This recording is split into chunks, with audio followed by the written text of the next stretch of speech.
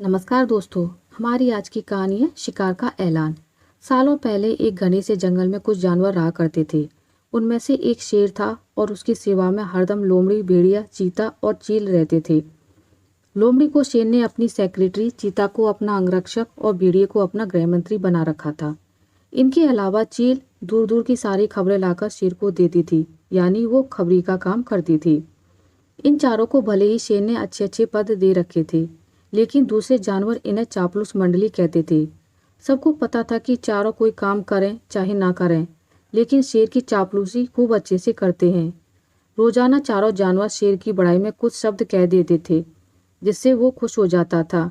इन सब के चलते जैसे ही शेर शिकार करता था, तो अपना पेट भरने तक खाने के बाद वो अपने चारों खास पद में बैठे जानवरों को बाकी का हिस्सा दे देता था।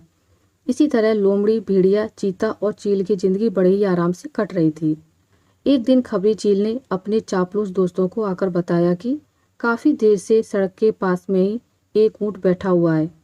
भेड़िए ने सुनते ही पूछा, क्या वो अपने काफिले वालों से बिछड़ गया है?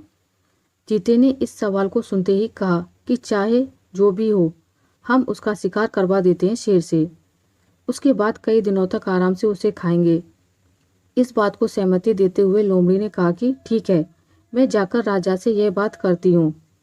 इतना कहकर सीधे लोमड़ी शेर के पास पहुंची और बड़े ही प्यार से बोली, महाराज, हमारा दूत खबर लेकर आया है कि एक ऊंट हमारे इलाके में आकर सड़क के किनारे में बैठा हुआ है। मुझे किसी ने बताया था कि मनुष्य जिन जानवरों को पालते हैं उनका स्वाद काफ़ी अच्छा होता है, एकदम राजाओं के खाने के लायक। अगर आप कहें तो मैं ये ऐलान करवा दूं कि वह ऊंट आपका शिकार है। लोमड़ी की अच्छी बातों में आकर शेर ने कहा, ठीक है।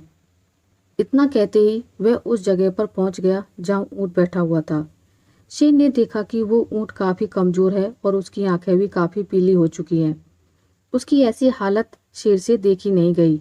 उसने ऊंट से पूछा कि दोस्त, तुम्हारी ऐसी हालत कैसे हो गई? कराते हुए ऊंट ने जवाब दिया, जंगल के राजा, क्या आपको नहीं पता कि सारे इंसान कितने दयाहीन होते हैं? सारी उम्र मुझसे एक व्यापारी ने मार ढुलाया। अब मैं बीमार हो गया तो उसने मुझे अकेले मरने के लिए छोड़ दिया।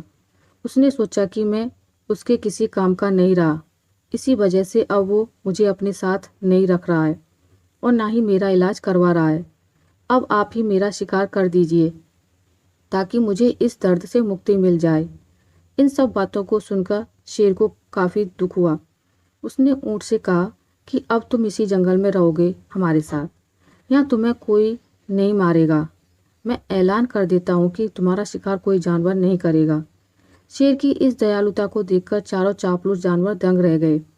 धीमी आवाज में भेड़िए ने कहा कि कोई नहीं, बाद में इसे किसी तरह मरवा देंगे। अभी जंगल के राजा का आदेश मान लेते हैं। ऊंट अब उसी जंगल में आराम से रह रहा था। अच्छे से हरी घास खाते खाते ऊंट एक दिन बिल्कुल स्वस्थ हो गया। वो हमेशा शेर के प्रति आदर भाव रखता था और शेर के दिल में भी उसके लिए दया और प्रेम की भावना थी। अब शेर की शाही सवारी भी स्वयं ऊंट निकालता था। वो शेर के चारों खास पदाधिकारी जानवरों को अपनी पीठ पर बैठाकर चलता। एक दिन चापलूस जानवरों ने जंगल के राजा शेर को हाथी का शिकार करने के लिए कहा। राजा भी मान गया, लेकिन वो हाथी पागल था। उसने शेर को बुरी तरह से पटक दिया। किसी तरह से शेर पागल हाथी से बच तो गया, लेकिन उसे काफ़ी चोट लग गई। अब बीमार शेर बिना शिकार किए किसी तरह से अपनी जिंदगी जीने लगा। उसके सेवक भी भूखे थे।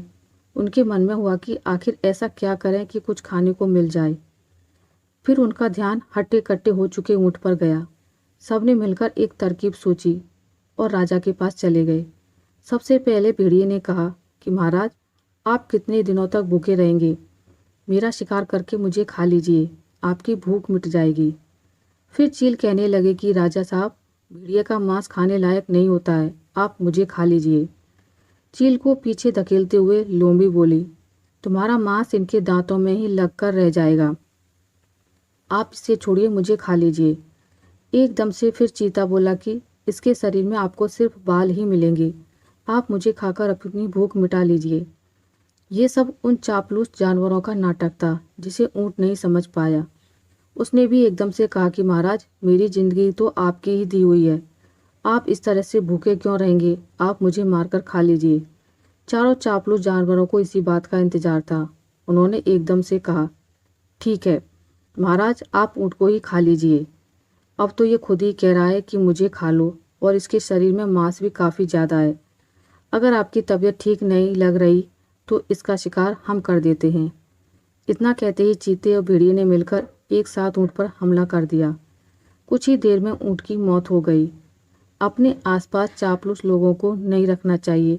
वो हमेशा अपने फायदे की ही सोचते हैं।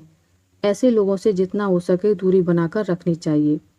आशा करती हूँ आपको मेरी आज की कहानी अच्छी लगी होगी। अगर आपको मेरी कहानी अच्छी लगी है तो इसे लाइक करें, ज़्यादा से ज़्यादा शेयर करें, और अगर आप मेरे चैनल पर नए हैं तो इसे सब्सक्राइब करना ना भूलें। मिलते हैं एक नई कहानी के साथ, तब तक के लिए नमस्कार।